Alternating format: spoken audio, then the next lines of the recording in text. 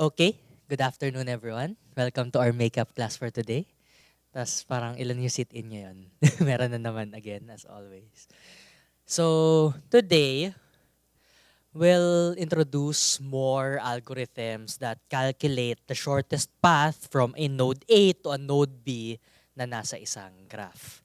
So, last time, ang pinakita ko was yung tinatawag natin na Dijkstra's algorithm.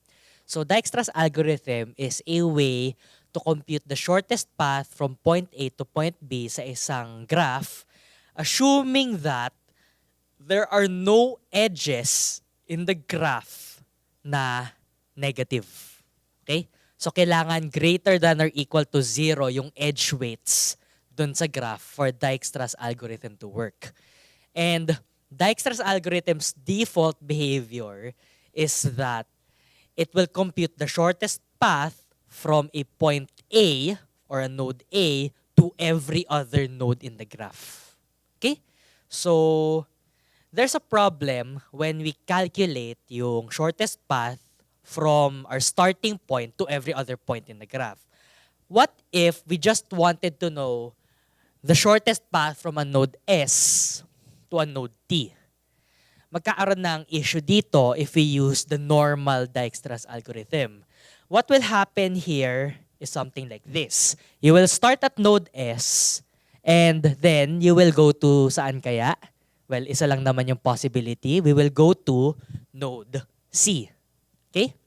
Then, from node C, kahit nandito si node T, dito dapat siya dadaan. Dadaan muna si node C kay node B. Dahil mas maliit yung nagiging total weight niya. Tapos, dadaan siya kay A. Tapos, tsaka siya bababa, pupunta kay D. Then finally, pupunta siya kay T. Okay? So, if there are other shorter paths in the graph or the network, pupuntahan niya muna yung shorter paths na yon kahit hindi yun yung end goal nyo.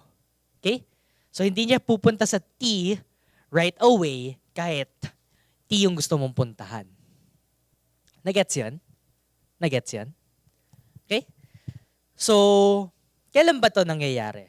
Diba in a real map scenario, if you're given an actual map sa Google Maps, pwede kayo makita ng ganitong scenario. Kunwari, ito yung super highway, tapos this is some part of your province na maikli lang yung mga daan, smooth yung roads.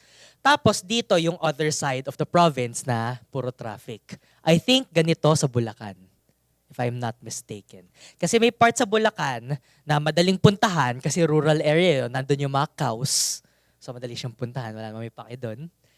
Pero may part doon na city and traffic doon. Okay? Pero syempre, yun yung gusto mo puntahan normally kasi normally nandun yung relatives nyo. Okay?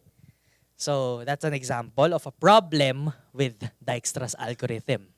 It will be biased towards the shorter paths even though hindi siya relevant. So to fix this problem, we have this new algorithm which is just an extension of Dijkstra's algorithm. And it's called the A-star search algorithm. The idea of A-star is we have Dijkstra's algorithm but we add another metric dun sa mga edges ng graph. We create something called a heuristic value. Yung purpose ng heuristic value is to tell Dijkstra to be more biased towards a certain direction of the graph. Okay? So, create heuristics, add heuristics to the graph so that you can add a concept of direction to the graph or to the traversal itself. Okay? So, what does this heuristic look like? So, when we say the word heuristic, we're kind of saying that it's arbitrary or random. It's something we can assign ourselves. Or it's something that you can perform some other calculation for para ma-generate niya siya. Well, the idea is, you'll be given a graph, and when you pick a destination, ideally what you do is, as you get closer to the destination, you add a lower heuristic value. And the farther you are from the destination, the higher your heuristic value. Okay? So, yung mga numbers in orange na to, again, they're just arbitrary. And you can compute them in some way, pero for now, it's not really that important. Basta nandun sila to serve as a way to tell you how close you are to the destination. Okay? So, yung behavior na A star, or yung pag-calculate niya, it's almost the same as Dijkstra. It has the same preliminary requirements. So, since it's the shortest path algorithm, kailangan niya ng distance vector. Okay? Kasi si distance vector, yung mag-hold nung distances na gusto mong i-compute. Yung visited, para lang masabi mo na visited na isang node and para hindi ka bumalik-balik doon sa isang part ng graph nyo, para hindi ka ma-stuck sa isang part ng graph forever. And yung optional predecessor vector nandun pa rin so that you can backtrace kung saan ka dumaan doon sa graph. And yung ating Q that will hold all the necessary information. Yung heuristic cost, yung cost, and yung destination. And here, inuuna natin yung heuristic cost kasi we want to sort this Q as according to the heuristic cost. And what is this Q again? This will be a heap, right? It will be a heap because we always want to take the one with the shortest or lowest heuristic cost first so that our algorithm will perform the shortest path calculations faster. Okay? So, let's begin with the initialization. For the initialization, what we do first is we pick our starting point, which we predefined already to be node 0. Then, we store node 0 into our heap. And when we store to the heap, we store 3 values. Now, yung una nilalagay natin yung heuristic cost. Then yung cost, then yung destination or yung node in question. Okay? Then, after that, we update yung distance vector natin to 0. The distance from 0 to 0 is 0, so 0 yung nilalagay natin doon. Okay? Then, what's next is, we remove yung first item na in-insert natin into the queue and remove it from the queue. And the purpose of inserting it to remove it in the first place is so that the algorithm will enter the loop and will not terminate prematurely. Yun lang yung purpose niya. Kaya nilalagay natin siya ng maaga dun sa queue natin. So, when we remove it from the queue, in a similar fashion dun sa breadth first search and Dijkstra, we add the neighbors to the queue. We add the neighbors of 0 to the queue. Then, yung neighbors, imomodify natin yung predecessors nila, na yung predecessor nila ngayon ay si node 0. Then, imomark natin as visited si node 0. And imomodify natin yung distance vector. Yung pag-modify natin sa distance vector, it actually doesn't change from Dijkstra. Kasi the actual distance is still yung edge cost. Yung purpose lang ng heuristic is to bias yung Q para mauna yung gusto mong maunang i-compute. Okay? Nagets yung idea nun? Yes.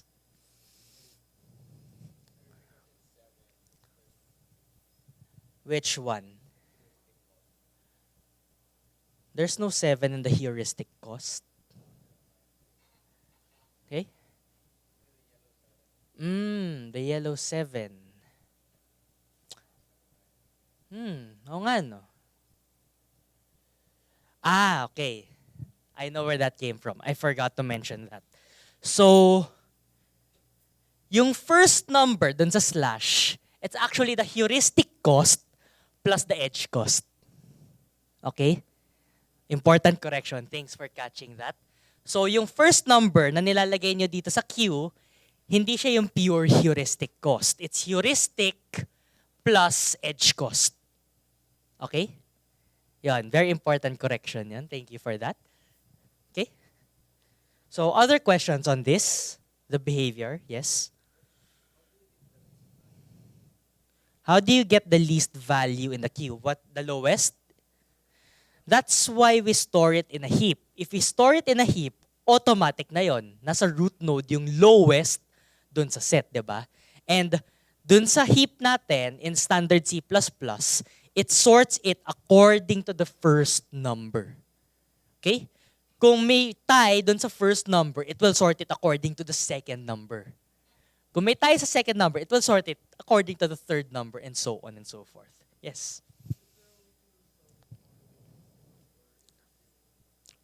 You can give it yourself, or you can calculate it. So as trivia, there's a way to calculate it called Manhattan, but it will not be shown in the course. Because the calculation for that is going to require some prerequisites such as statistics, which is EEE 25. Okay? Yeah. But not everyone is taking 25 right here. We're not gonna require that, right? Doesn't make sense. The more important thing here is not really how to calculate the heuristic, but the purpose of the heuristic to bias your routing, to bias which shortest path you calculate first.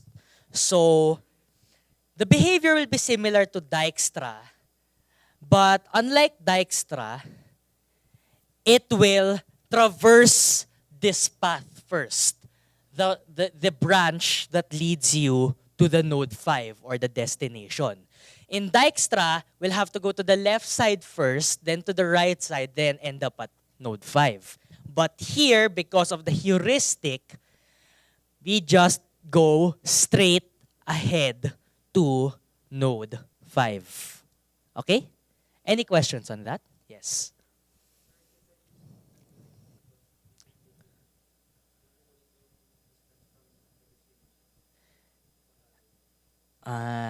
You can't just compute the distance based on the edge cost for the heuristic, because that's kind of doing shortest path anyway, right?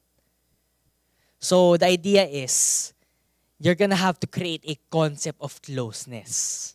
And to create that concept, there's going to be a bit of statistics on it, probability and statistics. Okay? Kasi you're gonna probabilistically define what you define as close and what you define as far. Okay? And that's not in the scope. The idea is you create some metric like that, or you assign it yourself so that Dijkstra will calculate the way you want it to. Yeah. Technically, what you're doing is you're cheating the queue so that what you want to be calculated first goes first. Okay?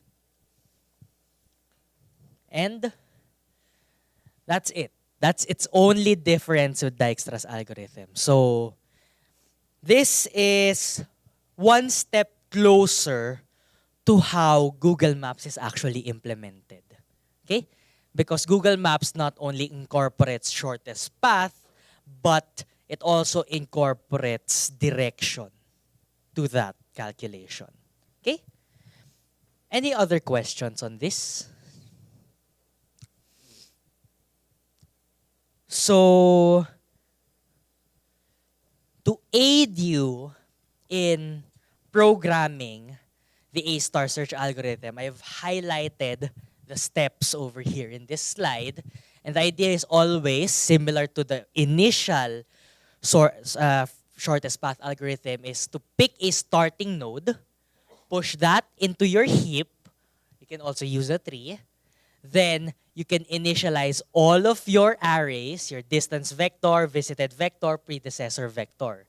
And once you do that, you insert your starting node into the heap. And while the heap is not empty, you'll keep doing this loop. The first step is to get the node with the smallest heuristic distance from the heap, which is easy naman, automatic naman siya with the heap. And if the node is already visited, don't do anything with that, just remove it from the heap. Then, If it's not visited, you immediately mark the node as visited. You check its neighbors, and once you check its neighbors, check if the distance vector will become smaller. If the distance vector becomes smaller, you update your distance vector.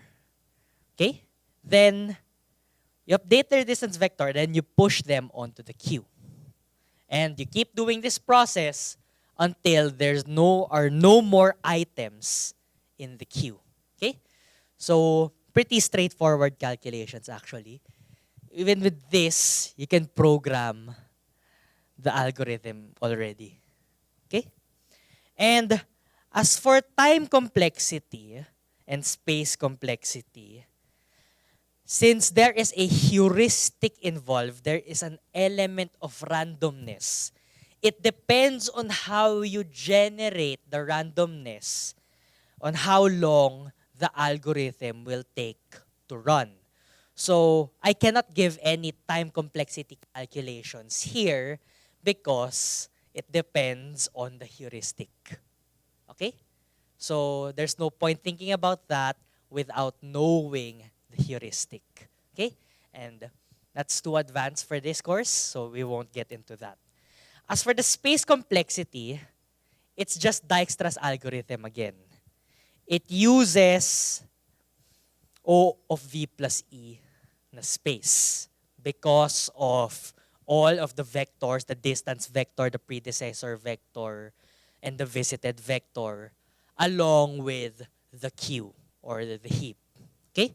Kaya siya O of V plus E. Technically, it's 3V plus E, but because we're using the big O notation, tanggal yung coefficient. So O of V plus E. Okay? Any questions on A star?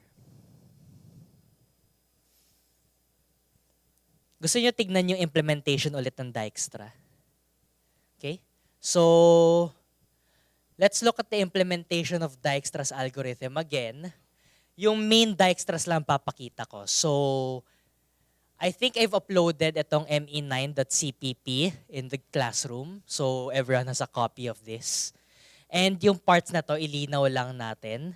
So, normally, to initialize infinity in your code, we create a macro called infinity and we just set it to a really, really large value. So kayo bahala kung anong gusto nyo yung large value. Ako gusto ko 1 billion. Kayo kung gusto nyo 6969696969, okay lang sa akin. Basta, no one else uses that value and that value is too large for anyone to consider as part of the edge cost or possible the shortest path dun sa graph nyo. Okay? Then, nandito lang yung mga important vectors natin. Yung adjacency list, nandito. Yung predecessor vector. Yung Dijkstra priority queue. And yung distance vector. Yung other two things that are here are just a mapping. Diba, I've shown you graphs that have nodes that are named using numbers, right? We name nodes using numbers. The reason we name nodes using numbers is it's easier to process integers in code kasi walang string manipulation. But what if string yung ima-manipulate natin tas gusto natin ipasok sa Dijkstra's algorithm? The shortcut is let's create a mapping of the string and map it to a number. So a map from string to integer. So that we can still use Dijkstra's algorithm as if integers ginagamit natin. Then after that, map does not do reverse mapping. So to do reverse mapping, we have a reverse map na int and string naman. So that we can reverse the process of mapping the string to a number when we create or print out the output. Okay? So, to show a sample input, it could look something like this. This is the sample input for the sample code. The sample input has the source node, the destination node, and the weight of that edge. And this edge is bidirectional. Okay? Then, at anywhere in the file, you will specify the starting node. Okay? So the starting node is indicated by the word root. So I want to start with the letter T. Okay? Then, after that, the first step that we have in processing graph algorithms is to first take the input graph. So yun yung first thing na ginagawa dito. We take the input graph. And the reason why this is longer than before, if you've seen the past codes, is because nandito yung string mapping. Okay? May extra if statements lang dito to perform the mapping. Okay? And that's it for fetching the graph file and loading them into the adjacency list. After nun, here we have the initialization of our vectors for computation. So we just initialize the previous node or the predecessor vector to -1 to indicate that all the nodes don't have a parent yet. We use -1 because there are no nodes that we label as -1. Okay? So if there's a node labeled -1 in your graph, don't use -1 for the initialization. Use something else. Bahala kayo anong gusto nyong pangalan dyan. Pwedeng -20, for example. Di ba? Basta hindi siya ginagamit. Okay? Then, we initialize the distance vector as well to the infinity value. We initialize to the infinity value because we compare in Dijkstra's algorithm if a current path is shorter than the current shortest distance in the distance vector. We use infinity first so that the comparison is easy. But if it so happened that you don't know how to define infinity, you may need to use a negative value kasi walang negative edges sa Dijkstra. If you use a negative value, magbabago yung code nyo in such a way na sasabihin nyo na, i-check nyo na, kung negative yun nandyan, uninitialize siya, pwede nyo siyang palitan agad. Okay? It's an extra condition. Then, here is the initialization of Dijkstra's algorithm. We insert yung starting node natin into the priority queue. Then, after that, we check if the priority queue is empty. Okay? Then, ang gusto natin, di ba, is sa Dijkstra, we get the minimum dun sa heap, di ba? Dun sa algorithm kanina, dun sa slides, we take whatever the lowest value is from the heap. Pero, yung default heap in C++ is a max heap. You will take the maximum value from the heap kapag kinode niya siya in C++ by default. So how do we turn a max heap into a min heap? To turn a max heap into a min heap, gawin nyo lang negative yung i-insert nyo. Nagets ba yon? Kasi if you get the negative of something, whoever is the biggest will become the smallest, diba? And vice versa. So that's how you turn a max heap into a min heap without creating your own heap. Diba? Less hassle. Okay? Then, once you insert, you remove whatever is in the queue. Then after that, you check the distance. If the distance is not ideal, continue. Okay? If there's something to calculate, calculate it. If you have to update the distance, update the distance. Then after that, this is the entire Dijkstra's algorithm part. Itong buong to. Starting from line 101, actually starting from line 98 until line 132. Okay? Then, what happens afterwards is, I just want to print the output. I just want to print all the shortest paths in the graph. So, to do that, may predecessor vector, di ba? The problem is, the predecessor vector is in reverse, right? You have your node, then you'll see your parent, then you'll see your parent until you get to the root. So when you print that out, it will be in reverse. If you want to reverse something that's reversed, what can we use? We can use a stack. Okay? A stack is your tool to reverse something that is in reverse. Okay? And that's it. So to show you that this works,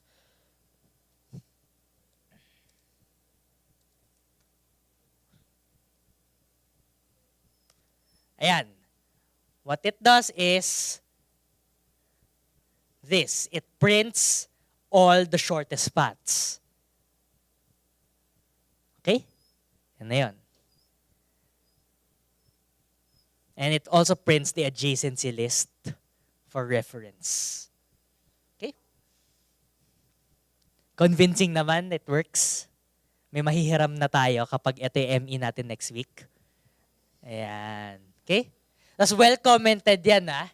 Kapag nalilito kayo, read the comments. Ito yung sobrang daming comments. Ang nagpahaba nito, comments. May version ako nito na walang comment, sobrang ikli nun. Okay? Yan. Para, kasi sa lab talaga, minsan, kapag ginalaw natin, doon natin nagigets talaga, di ba? So, there. Sample code. Okay? So, any questions before we proceed to the next shortest path algorithm? Any questions before we proceed to the next shortest path algorithm?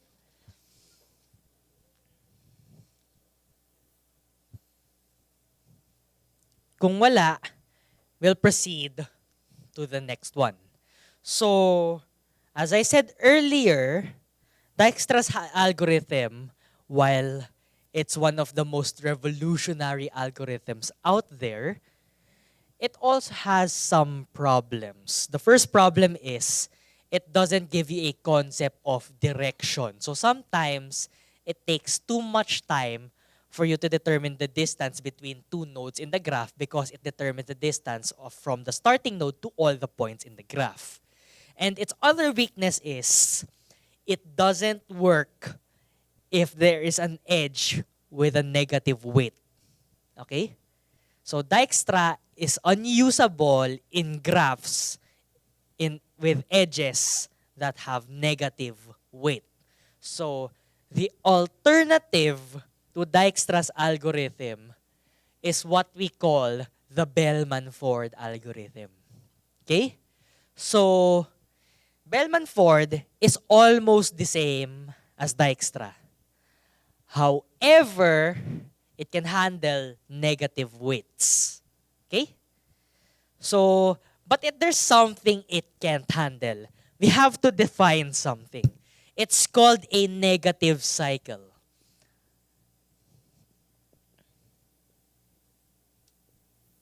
Okay? So, iba yung negative weight sa negative cycle. When I say negative cycle, it's a graph that could possibly look like this. Yan.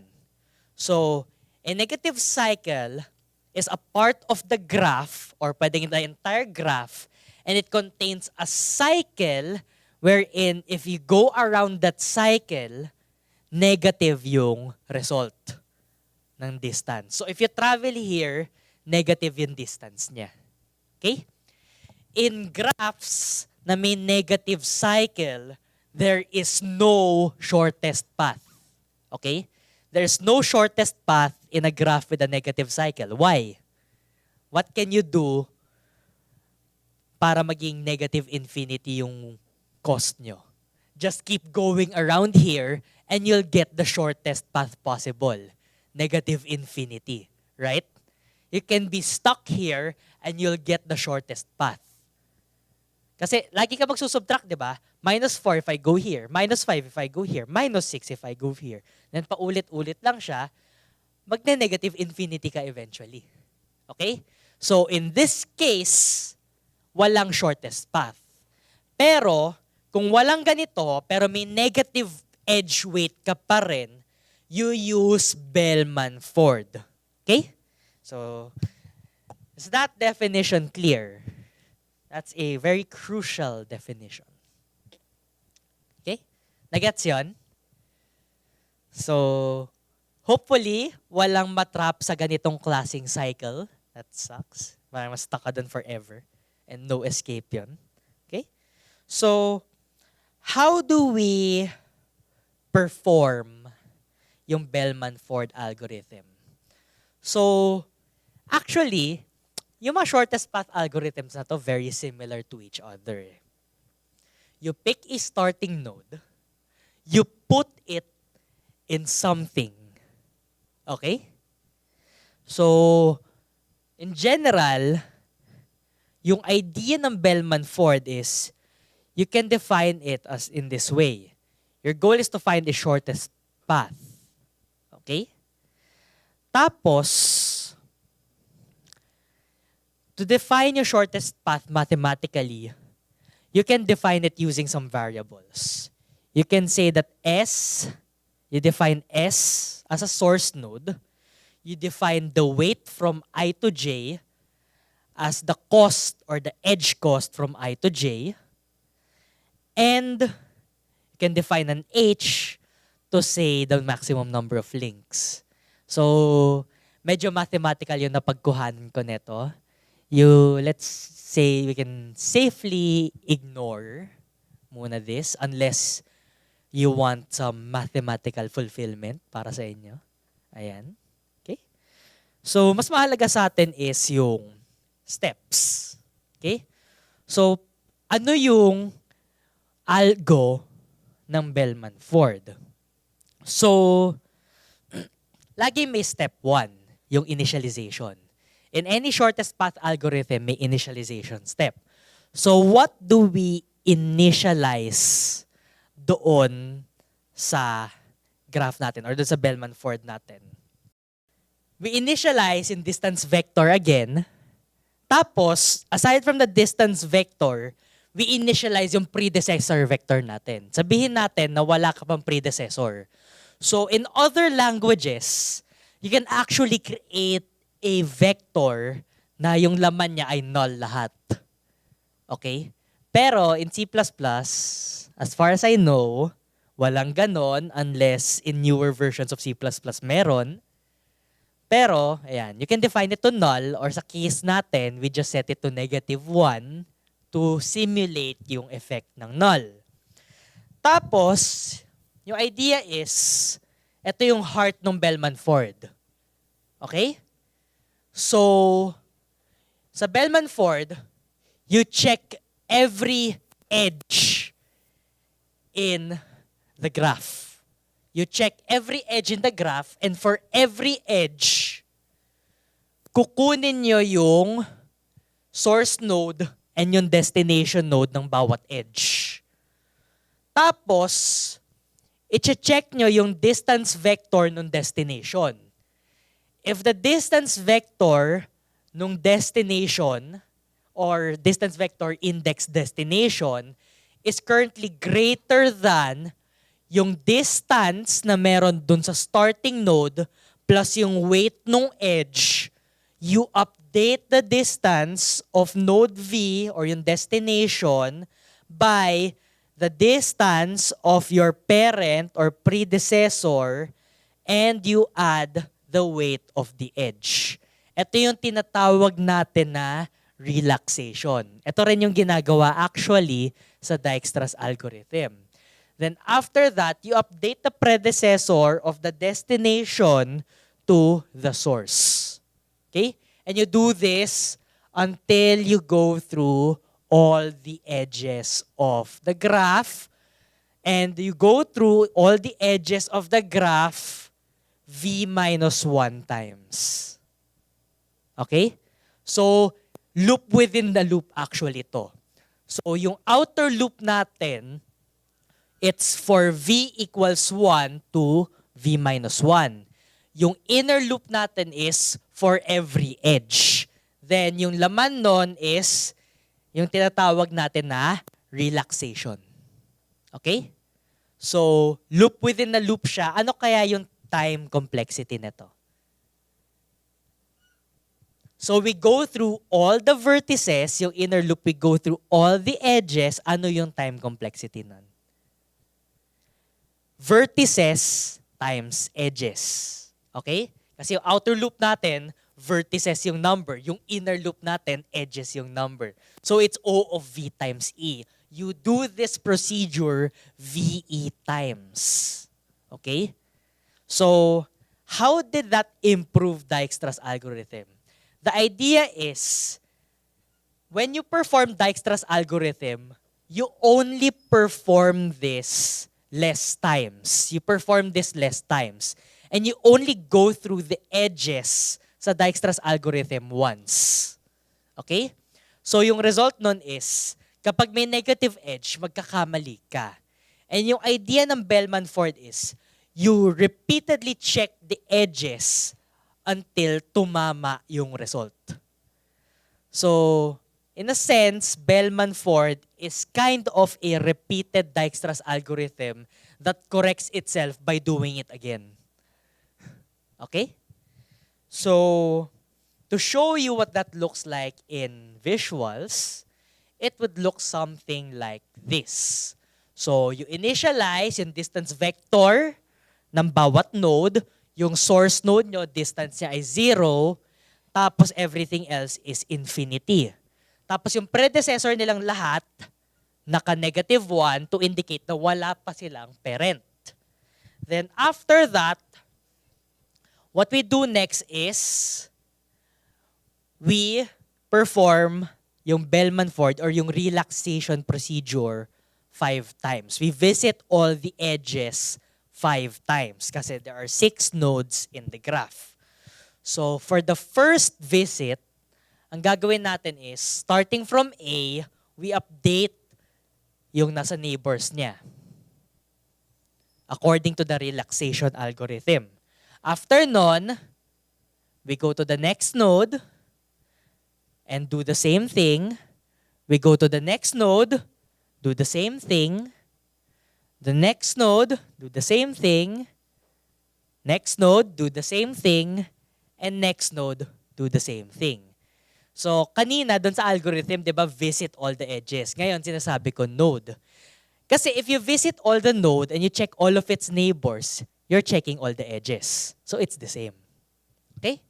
Then, pag nagawa niyo na yung first iteration of visiting all the nodes and updating all the edges and all the costs, you do it again. Okay? And mabagal na procedure to until you reach iteration 5. When you reach iteration 5 and natapos siya, you'll get a correct answer. Okay? So, another thing about this algorithm is, it can also work if positive yung edge weights nyo. Gagana siya sa negative, gagana siya sa positive, gagana siya in most graphs. Okay? Hindi lang siya gagana kung may negative cycle. Okay? So, again, for the time and space complexity, yung time complexity niya is O of VE kasi yung outer loop ay V, yung inner loop niya ay E. Tapos, yung space na ginagamit niya is just O of V. It uses less space than Dijkstra because you're gonna visit all the edges anyway without any concept of priority or kung sino mauuna. So you don't need a priority queue, O of V lang yung space niya. And to be specific, it's 3V.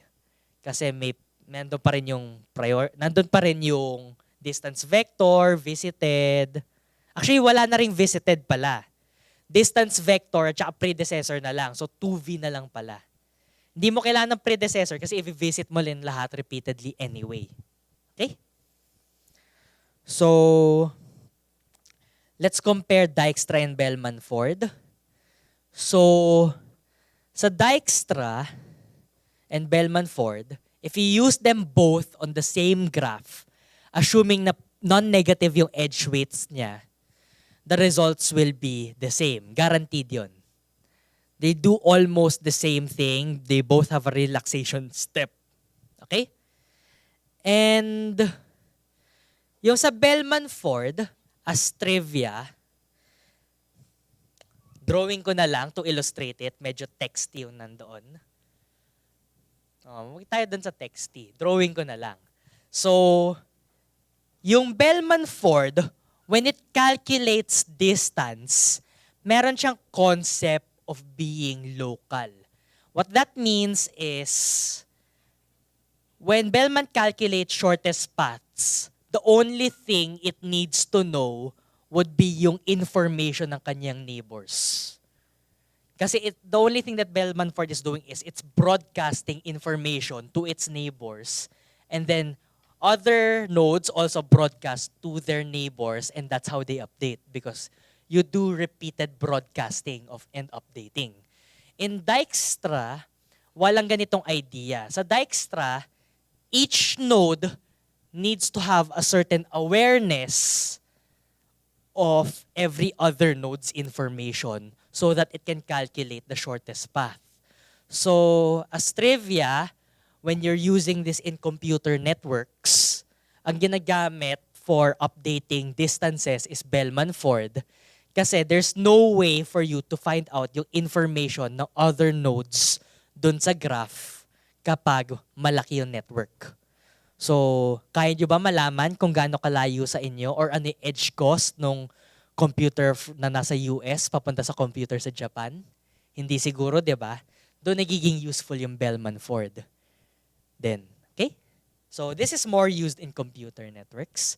This is used by people with large databases, such as Google. They use this in maps. Okay? Kasi they have a record of all the distances from everywhere to everywhere. And how do they get that information? Nakakita na ba kayo ng Google car? Yung car na may nakalagay na Google, tapos may camera lang sa taas na cute. Yun, that's how they harvest information all over the world, and they store that in their database so that they can perform this algorithm. Because this algorithm is faster. Yung complexity na to, di ba, is I think it's V plus E log V, di ba? Tapos ito, VE. Mas malaki yung time complexity netong Bellman-Ford. Okay? So, malaki in-operate ng Google. They'd want to use the faster algorithm. They use this. Okay? So, they need all the information they can get. Any questions on Bellman-Ford? So, kung nalolost sa Bellman-Ford or Dijkstra, yung trick would be, balikan nyo yung animation para makita nyo yung behavior niya. And kung hindi nyo ma-visualize yung nangyayari sa code, you encode yung graph na nasa slides into a graph file, input it in your code, and kung same result siya doon sa nasa slides, tama kayo. Okay? So, doon sa Dijkstra, for example, when I was building the Dijkstra slides, minano-mano ko yan in my head. Yung pag-calculate ng shortest path. Pati yung A-star, minano-mano ko yan. So ilang beses ako nagkamali. Pero tama na yan. Nakapitong beses ata ako nung ginagawa ko to. Ganun ka-intense. Okay? Ayan. Okay?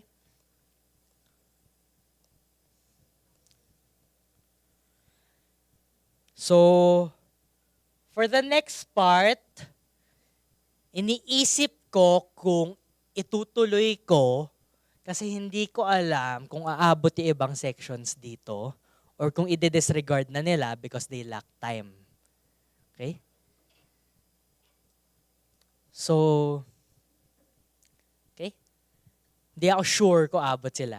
Kaya iniisip ko rin kung dito ako or punta na ako doon sa next na mas mataas yung chance na gagawin nila. Okay? So, For now, break muna habang pag-iisipan ko yung part na yon ng 7 minutes. Gusto ko lang perfect yung number dito sa watch ko eh.